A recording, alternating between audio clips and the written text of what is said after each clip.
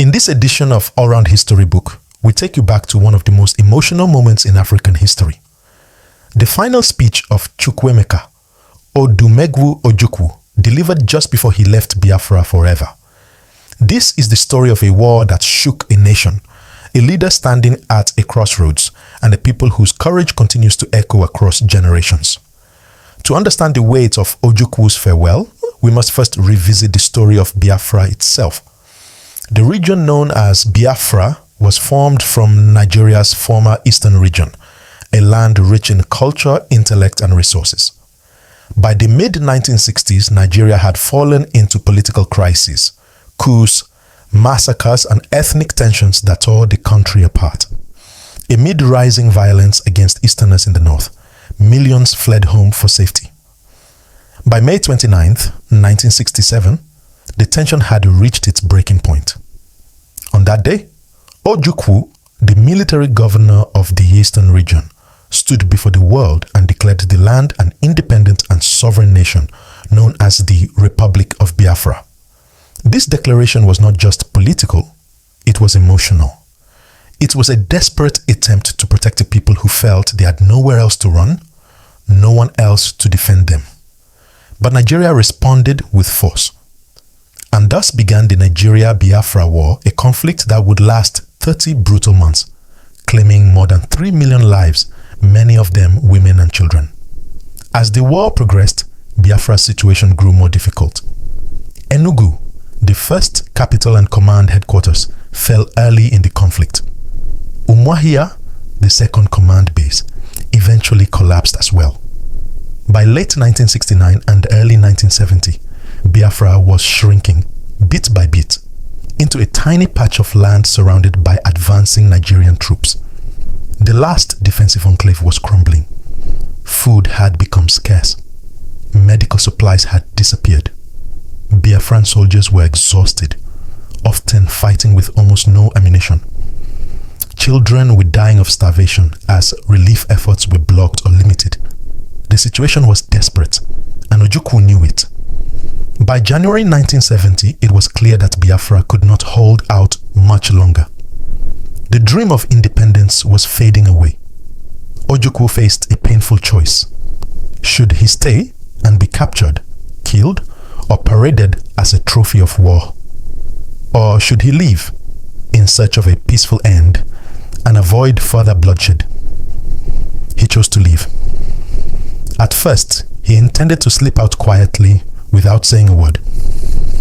But during a crucial meeting with his senior advisors, Sir Louis Mbanefo, the Chief Justice of Biafra, insisted that Ojukwu must address the people. If he disappeared suddenly without explanation, it could cause chaos, even collapse the remaining morale.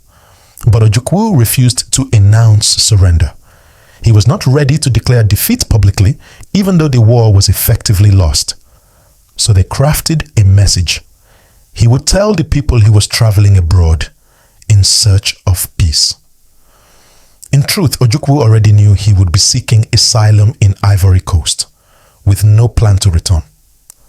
On January 9, 1970, Ojukwu went on air at Radio Biafra.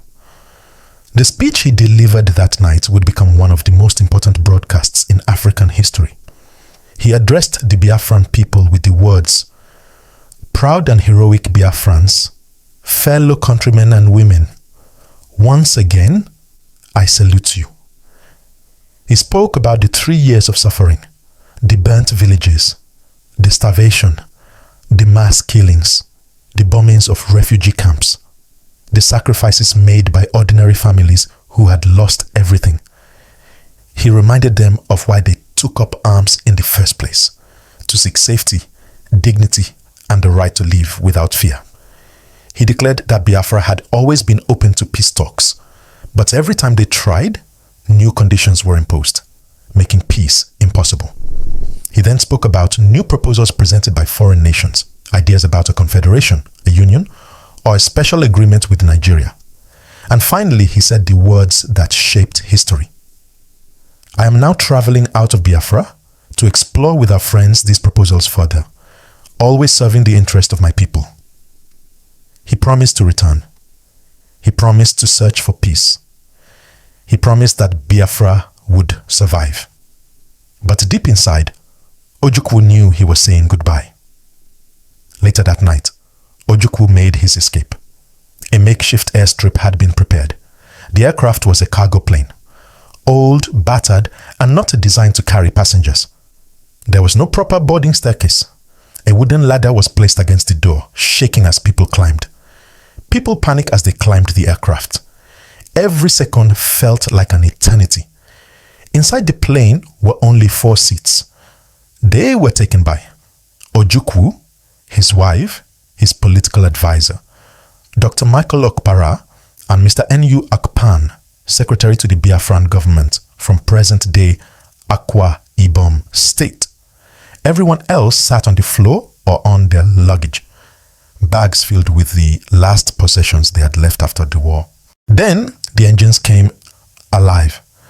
As the plane lifted off, Nigerian soldiers fired at it from the ground.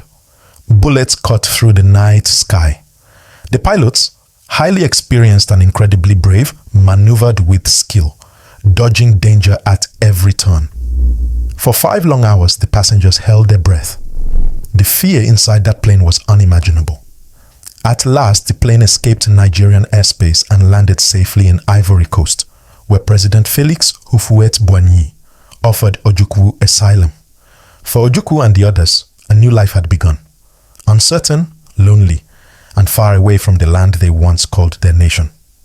Ojukwu's departure marked the symbolic end of the Biafran declaration. Just days later, Biafra officially surrendered. The dream was over. The Nigeria-Biafra War remains one of the most emotional and deeply discussed events in African history. Thank you for watching this edition of All-Round History Book. If you found this documentary insightful, please subscribe to the channel and turn on notifications so you don't miss any of our future episodes. I remain your friend and host, Augustine, wishing you the very best as you continue this journey through history with me, with the stories that shape our world.